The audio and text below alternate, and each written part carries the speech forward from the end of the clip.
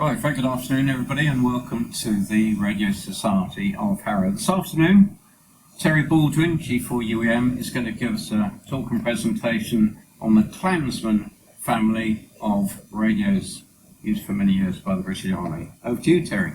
Good afternoon all. Right, today we're going to have an overview, as Peter says, on the Clansman system. It's a very all-encompassing system. Hopefully I'll cover as much as I can, but there are bits and pieces that I've left out. But I'm quite happy to take questions as we go along, or there will be a session at the end where we can ask questions, perhaps pass bits and pieces of the equipment around to have a better look at it. So, anybody remember that picture? Falklands. Yeah, Falklands. What's he got on his back? He's actually got this. PRC 350. And if you Google that picture, you'll find out all about the guy who is in the picture. And that's showing where and when the Clansman system was used in the British Army. Right, what I'm going to try and cover today is the history of the system, a glossary, because before we go into the talking about the Clansman system, it's worth knowing what some of the abbreviations mean.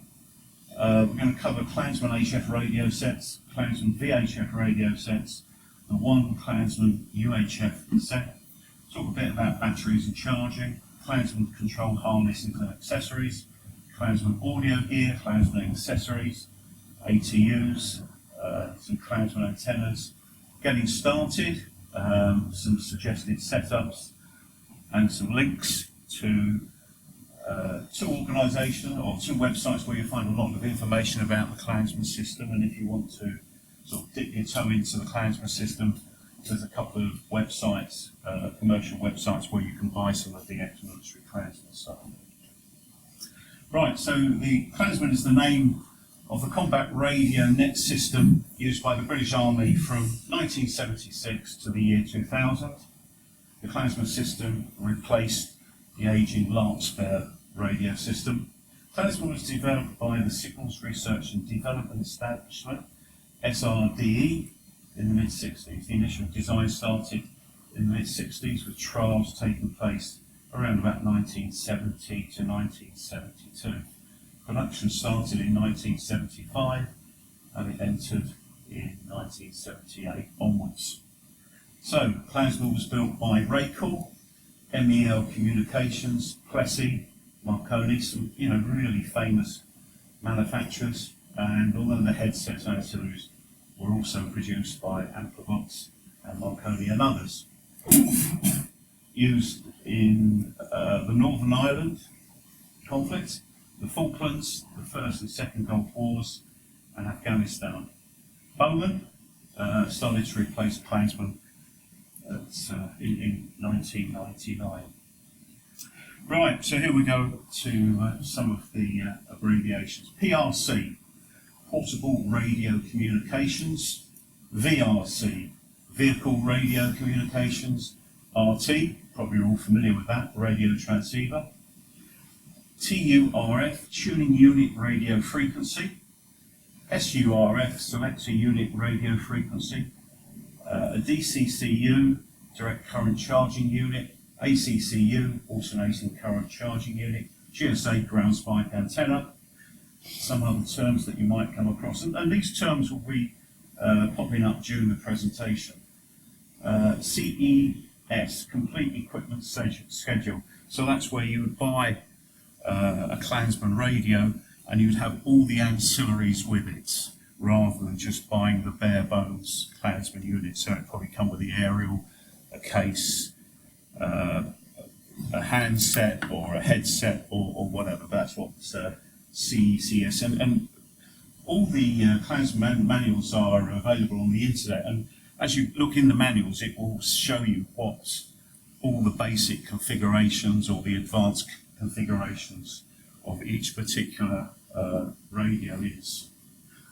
We've got ATR, Adapter Telegraph Radio, AR FAT, Adapter RF Tuning Unit, ATU, TUAAM, Tuning Unit Automatic Antenna Matching, and we'll see about that later on.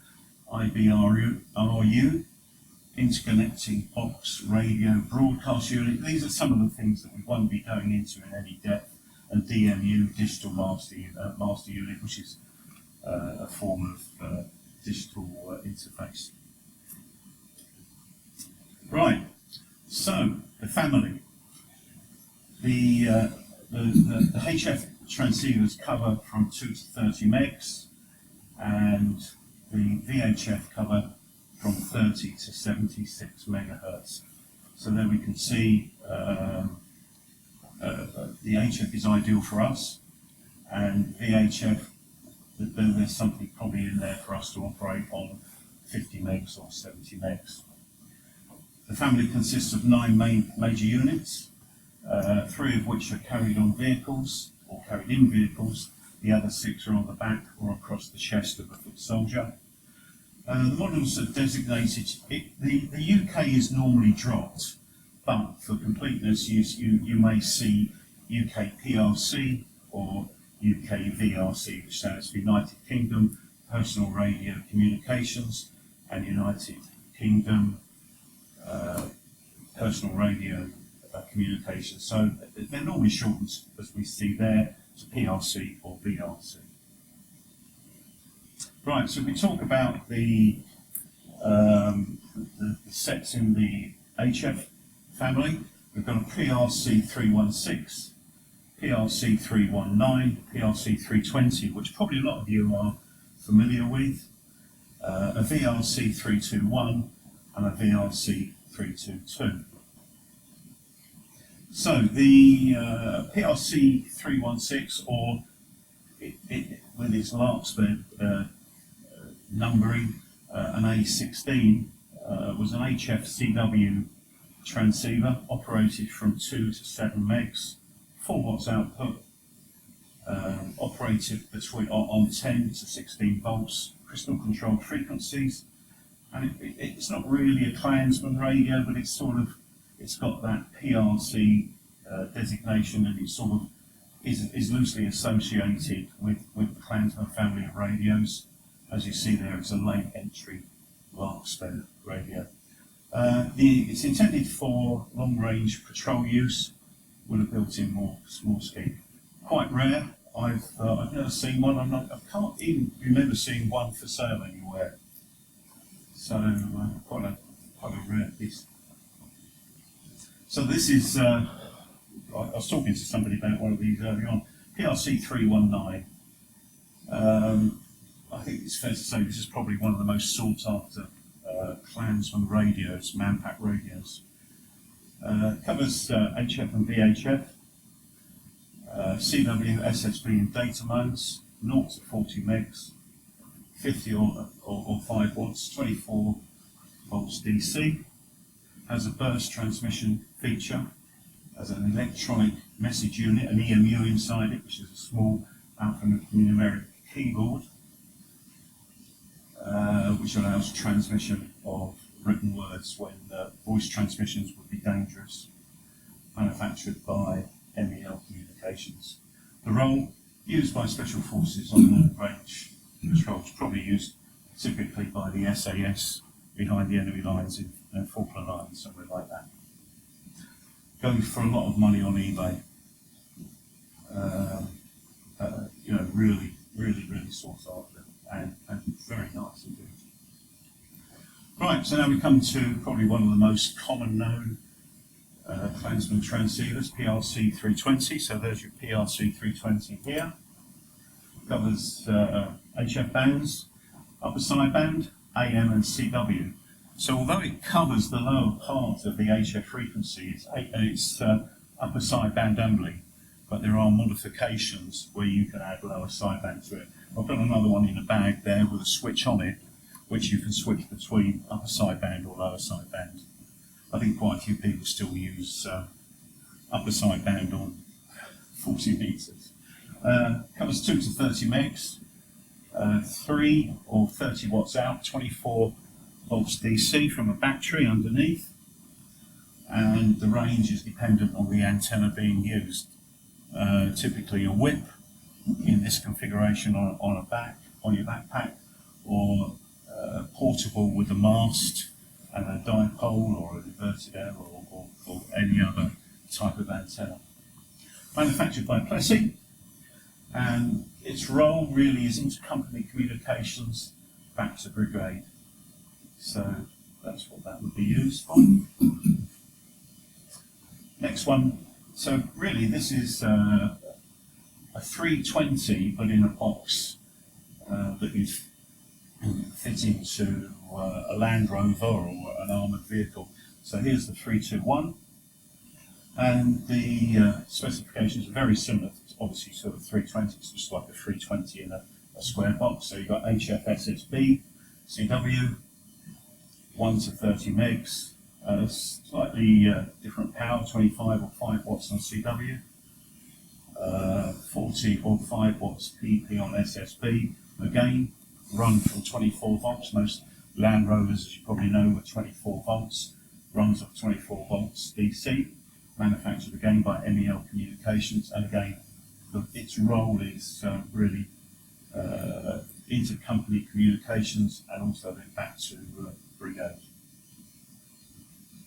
So here we go again. This is our 321 that has now got the addition of an amplifier and an ATU, and it becomes a 322. So the 322 has the addition of this 250 watt amplifier and matching ATU. And again, this would be probably mounted in a Land Rover or probably another larger armed vehicle. Right, now we come down to Clansman VHF sets. So the first one, we'll move on a slide. So the first one we talk about is the 349. I don't know why I bought it, because as you can see, it's no use to man or beast. It doesn't cover any amateur frequency. Can it be modified to cover? I'm not sure. I don't think so, Martin. Possibly, but I don't think I would like to try and take that apart and modify that. It's just part of a collection, I suppose, really. So this VHFM covers 37 to 46.95 or 975 megahertz, 0.25 watts out, runs on 10 AA batteries and a battery case underneath, and the range is 0 to 2 miles, manufactured by Rainbow. It's a squad platoon radio, but yeah, I just really bought it out of interest. Pass that along. I wouldn't be passing everything around. It's starting to get a bit heavy as the afternoon goes on. So here we come back to the PLC 350, which we saw earlier on this afternoon on the back of the Marine Yonping, probably towards Port Stanley. Covers 36 to 57 megahertz, 225 kilohertz steps, 2 watts, 12 or 15 watts. Sorry, 12 or 15 volts DC, range about 3 miles, weighs about 3 kilograms, and manufactured by Raycor. Again, this is short range platoon and intersection level communications. I think the one that the 349 that we're passing around actually replaced this at some stage. But yeah, very nice. If you want something reasonable for FM on 6 meters and you want to play military radio, this is designed so that it can be operated with a gloved hand. Yeah, that's right. On some radio. Yeah, So just yeah. try that imagine. Yeah. Another thing, the 350. Well, we'll get on to that, shall we? Alright. Because that will be the next one. Oh, sorry, that's the 350. Yeah. Do you want to say something? I was just saying that 350 is there was a special box made to go on the wing of a Land Rover. Yeah. Looked like Libby. Yes. Well, yeah, let's cover that later on. What I'm trying to say to you, there's so much about this stuff. Still good. Yeah. Right, now we're talking about, this is the first piece of Clansman gear I bought, a PLC 351. And I bought that as you know, we spoke about CECS, so I bought that complete. So that actually came with all the accessories that it was supplied with. In fact, it came as a 352. We'll talk about that in a minute. So the 351 VHFN, so 30 to 76 megahertz, so ideal for 4 or 6 meters FM only. 4 watts output. Again, runs on the same battery as the 320, the 24 volt battery. It's got a range of about 6 miles, weighs about 7.5 kilos, manufactured by Raycon. And again, its role is inter-platoon communications. So now we have a 352. So you've got your 351, so to make it a 352, you have a 20 watt amplifier. And also on the top, you can see it's got a surf unit, and we'll talk about surfs later on, but this little surf unit bolts on top.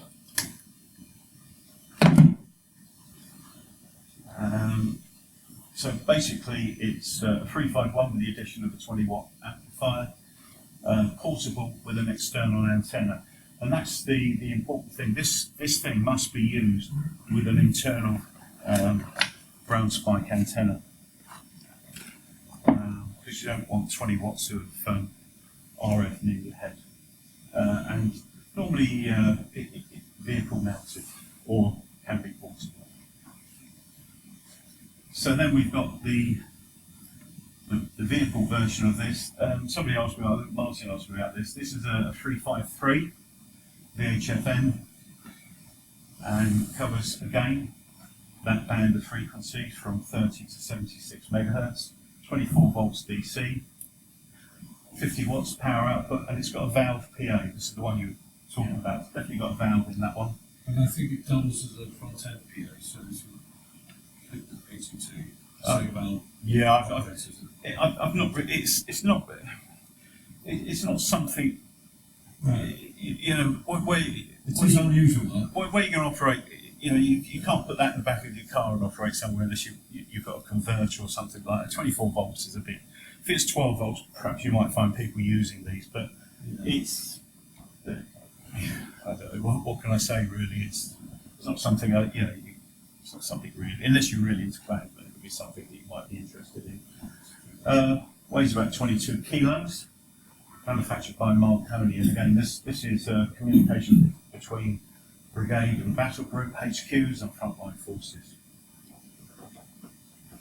And this is the only UHF radio set, the PRC 344. Is VHF, UHF, AM, covers 225 to 400 megahertz, 2.5 watts, range about 5 miles. I think I've got the weight there on somewhere, so I don't know where that sort of popped in. And the role really was, its role was mainly used for ground to air links between combat troops and supporting attack aircraft or helicopters or anything like that. So I've not seen, I think I saw one of these on eBay a little while ago. They don't come up that often. But again, not really any use to us. Doesn't really cover any amateur band for us, so not really. It's just here for completeness. Right. So as the military are, they produce loads and loads and loads of accessories for all this to support all their equipment. The batteries for the 351, 352, and the 320 are all 24 volt NiCad batteries, and they produce a couple of chargers. As you can see,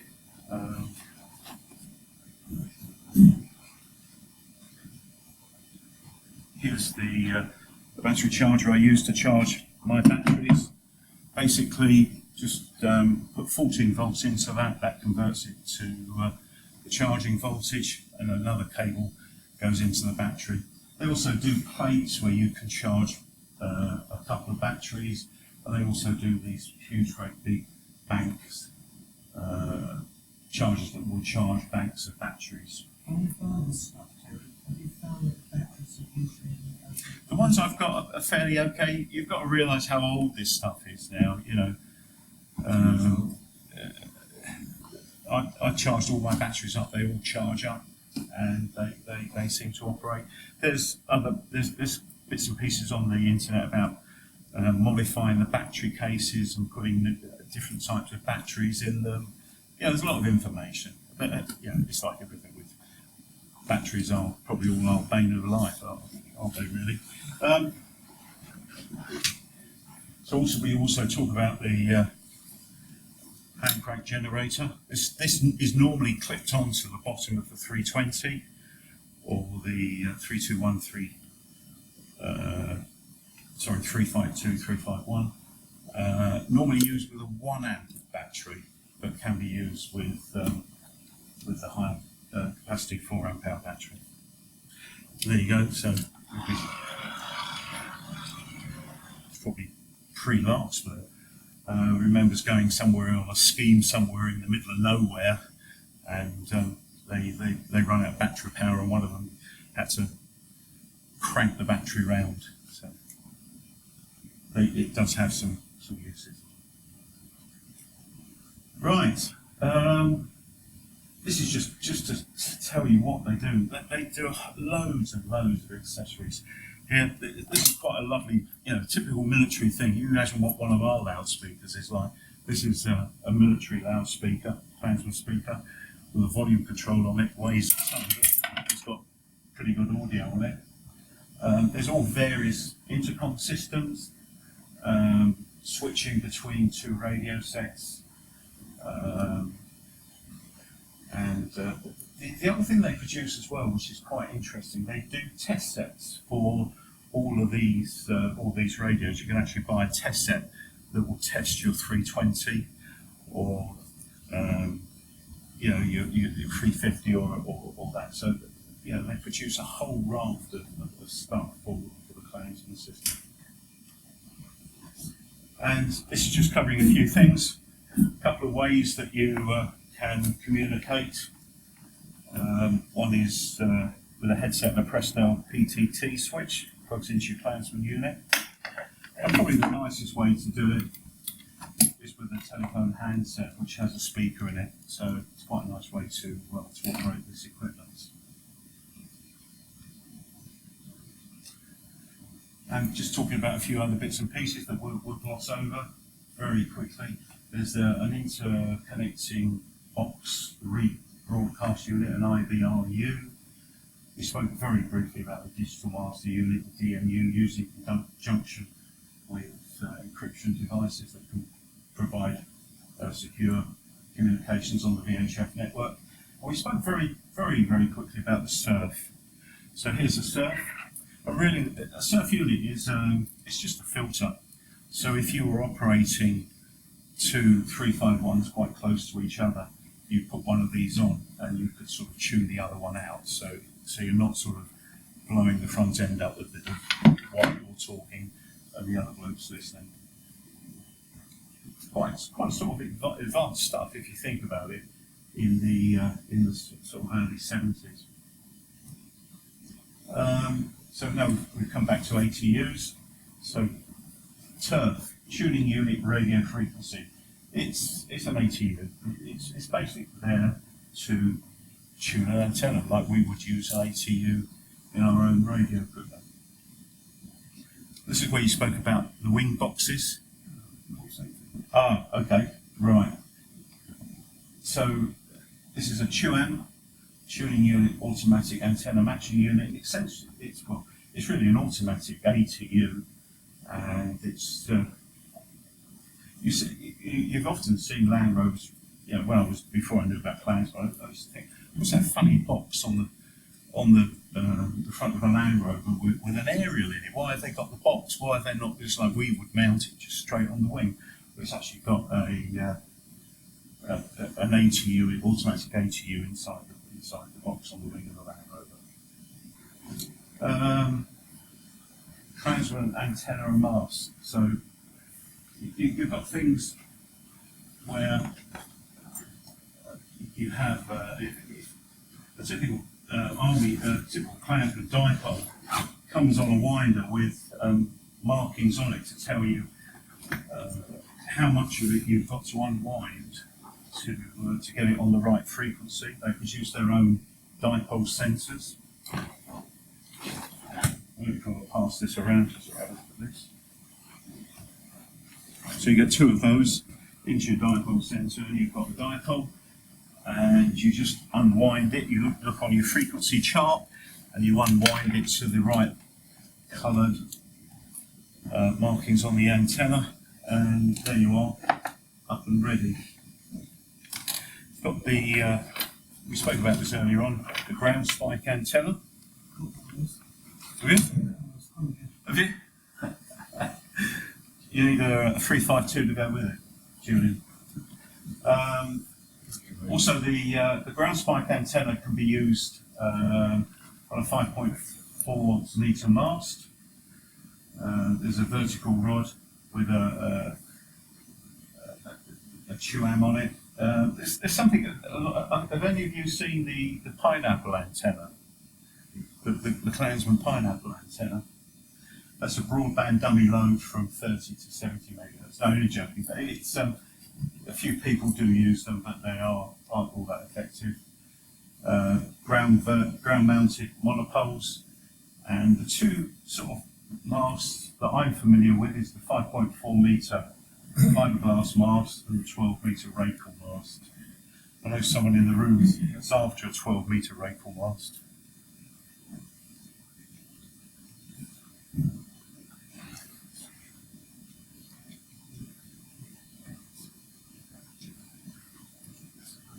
Right, so there we go. There's the battle whip antenna on our 350 there. There's the pineapple antenna that we spoke about, which fits on top of the mast, and you put on which of these rods that you, depending on the frequency that you're operating on, it's dependent on how many of those rods you actually put on top of the pineapple. Here's the ground spike antenna, which is basically a spike, a sort of attachment that fits onto the ground spike, and then you put your rods again on top of this attachment, put your coax cable on it, and there's a chart there that tells you how many of these rods you put on for whatever frequency you want to operate on. It's funny how this was invented all these years ago, and now you've got people in China bringing out these HF spike antennas now with coils and telescopic whips. This is the 5.4 metre mast, so all of their stuff is absolutely brilliant. It comes in a lovely carrying case. You've got all the bits you need: the die ropes, the stakes, and anything. These rings are to attach your guide ropes to it. Everything is all complete in one kit, and it makes quite a nice light portable mast for going out in the field. This is a 12 metre mast. This is myself and Don, G4UEM. We use two of these to string a dipole between when we operate on HF field day. So basically, it's a telescopic mast here.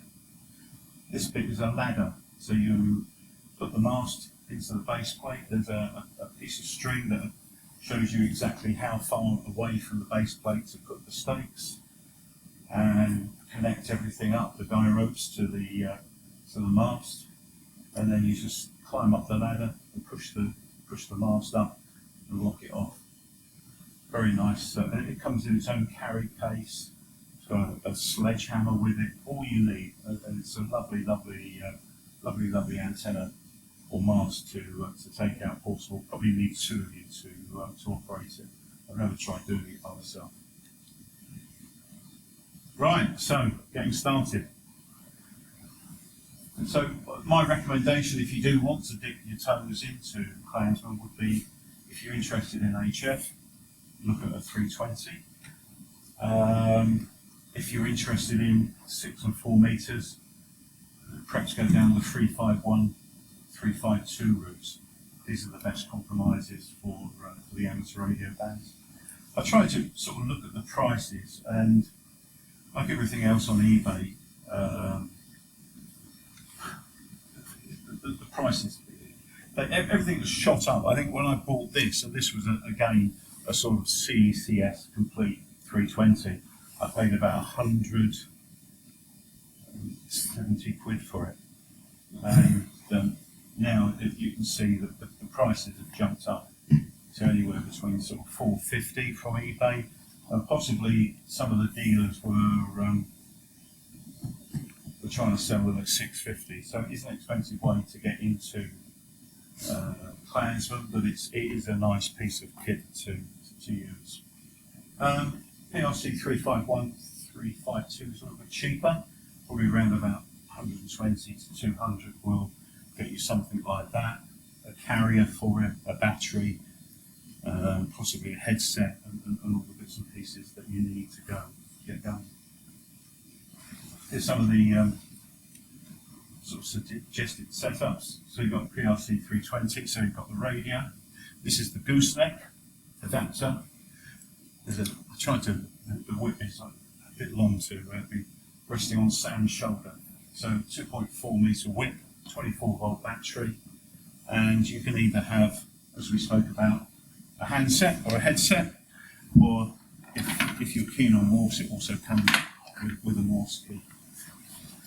And as David mentioned earlier on today, it's not VFO controlled. It is, you've got to actually dial in the frequency. So it is a pain. It's not like you just turn your VFO like you used to around. It's clicking around some knobs to try and get something on frequency.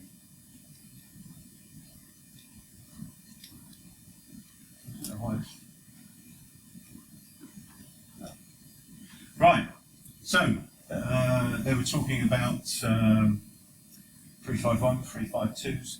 So basic radio, the battle whip, or the telescopic whip. As you can see, they're both interchangeable. 24 volt battery and a headset or a handset, and that will get you going on 4 or 6 meters. If you want a little bit more power, just add 20 watt amplifier, and I'm suggesting the ground spike antenna, but any other antenna. Good for 6, as I say, good for 6 or 4 meters FM. Right, if people want this information, I can email the link, or we can put the link somewhere, perhaps on Discord, so that you can see it. I belong to VMARS, which is the Vintage Military Amateur Radio Society. Nice organisation to belong to. That's where I actually bought my 321 at their auctions. In fact, our club, we do send some surplus equipment to VMARS. We've got a very good relationship with VMARS. And if you are interested in any sort of military equipment, VMARS is the organisation to join. Quite a reasonable price. Good website, and they've got a huge collection of manuals. So you can actually, if you're a VMARS member, you can actually request any of the Clansman manuals. G4UEM, very good web page with lots and lots of information about Clansman. Well worth a look. Also a member of VMARS. I think he's the secretary of VMARS at the moment. Right, and now we get to suppliers. So if you're not willing to go down the eBay route, which is always probably can be a little bit daunting, there's a couple of suppliers here. Army Radio Sales Company. Probably one of the biggest ones at the moment is LR Series. They sell spares for Land Rovers, but they do a huge amount of Clansman equipment. Well worth just going on their website and seeing what they've got. Another one, clansmanradio.co.uk, and another one, Raise Tech. So there's some information. And of course there's YouTube, quite a lot of information on YouTube as well. How did I become interested in Clansman? I joined the Luton VHF group. I met Don. Don has been to the club and given us a couple of times, and he had a Series Land Rover, Series 3 Land Rover, and I went along with them. They were demonstrating amateur radio at the Bedfordshire Steam Fair. He had his Series 3 Land Rover there, full of Clansman equipment. He's now sold the Land Rover, but both Don and I are still interested in Clansman equipment. And Don, every now and again, does sort of take the stuff out and use it. Right, that's the end. Any questions? Anyone want to see anything or anything else? Just one thing about the batteries. Because I first saw those as a cadet in 1973 Yeah, at Blandford. yeah. But they weren't working radios, they were just dummies. Oh, okay, yeah. But the sort of slightly interesting technical bits, the batteries had the misters in the middle. Yeah. That was a very innovative idea to help them bring batteries up to maximum temperatures allowed. Oh, okay. Well, during charging. Yeah. Yeah. The first radios that were actually frequency synthesizers were used. And most synthesizers now have a frequency comparator, so they divide by circuit. These had frequency and phase comparators. There are some synthesized radios available. I don't know the technical reasons yet, but I'm trying to find out. Okay, Martin. Well, if you find out, let us know. Yeah. I haven't. They really were leading edge. Well, you've got to think of the companies that were developing this stuff at that time. You know, yeah, sort of cutting edge companies, and anything for the military, it's money no object, really, isn't it? You know, when you look at how some of the stuff is designed, you know, why, you know, they even go to the length of producing a counterpoise. Yes. Their own dipole, their own Morse key, you know, and their own test sets for the military. It's incredible, the whole, you know, we've only really scraped the surface of a lot of the accessories. But, you know, it's money is, you know, how would you suddenly think, well, we might need a filter if we've got two radios operating next to each other? What do amateurs do? They just shout at each other and say, you know, you stop transmitting, I can't hear while you're transmitting.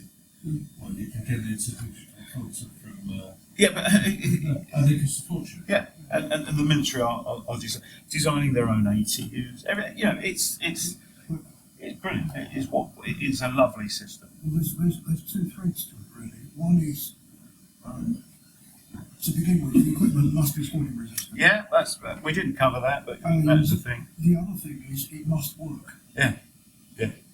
Well, these aren't field serviceable. So if they go wrong, they go straight back to the REME, and they will fix it. But There's you're no, quite there's no right. sort of, hang on a second, I've got to find an SD card. Or whatever. Yeah, that's right. It's, you've got to take it out of its box, put it there, and it's Yeah. going to work. Yeah, I didn't really cover that because I didn't want to. Yeah, but it was a sort of an obvious thing, isn't it?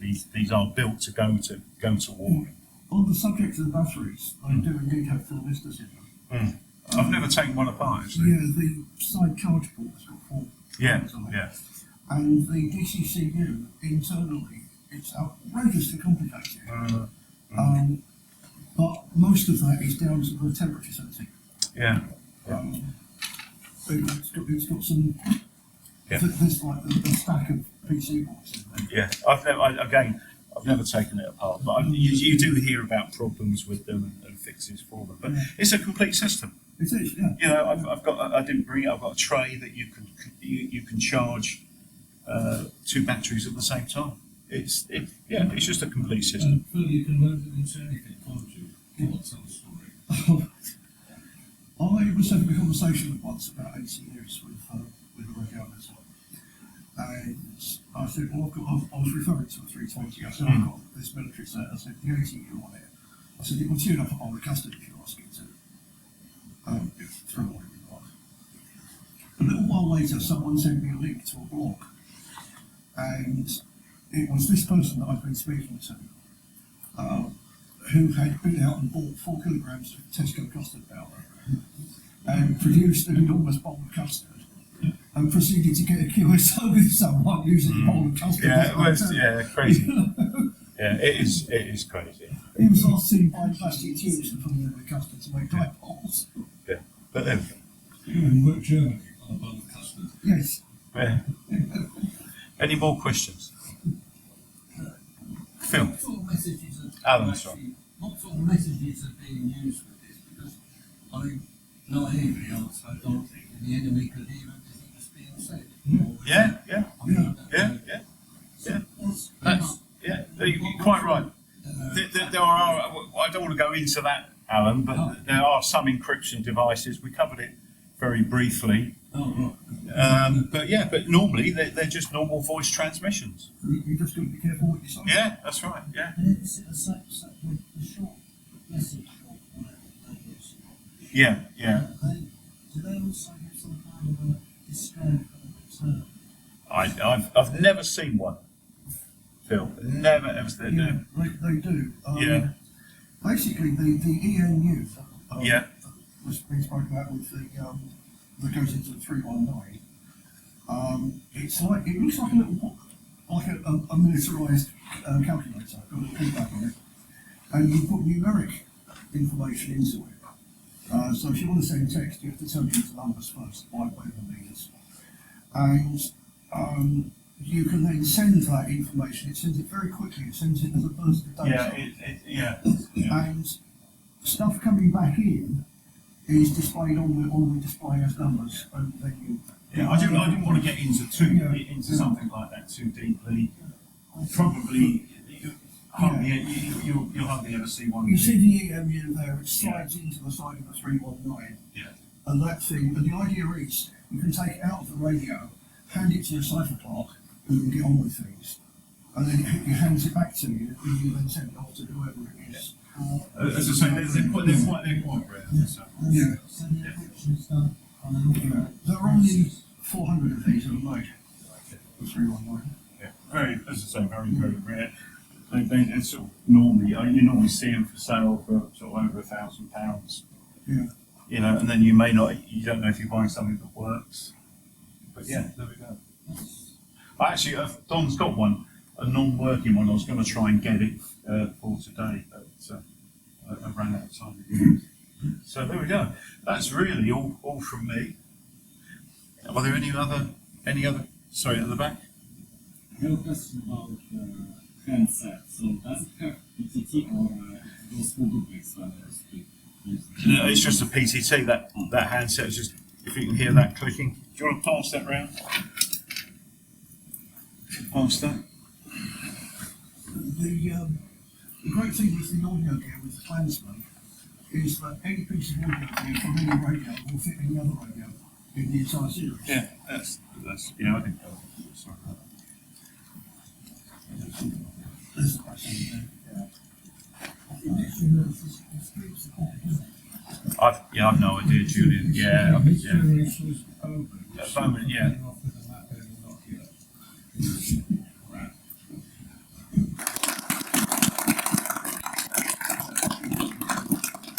Thanks very much indeed, Terry. That was really great. I certainly learned a lot about the family which I wasn't aware of before. So many thanks for bringing your fantastic collection along. And finally, can I just say thank you very much indeed for everybody turning up this afternoon. It's a really good turnout, so many thanks indeed. Thank you.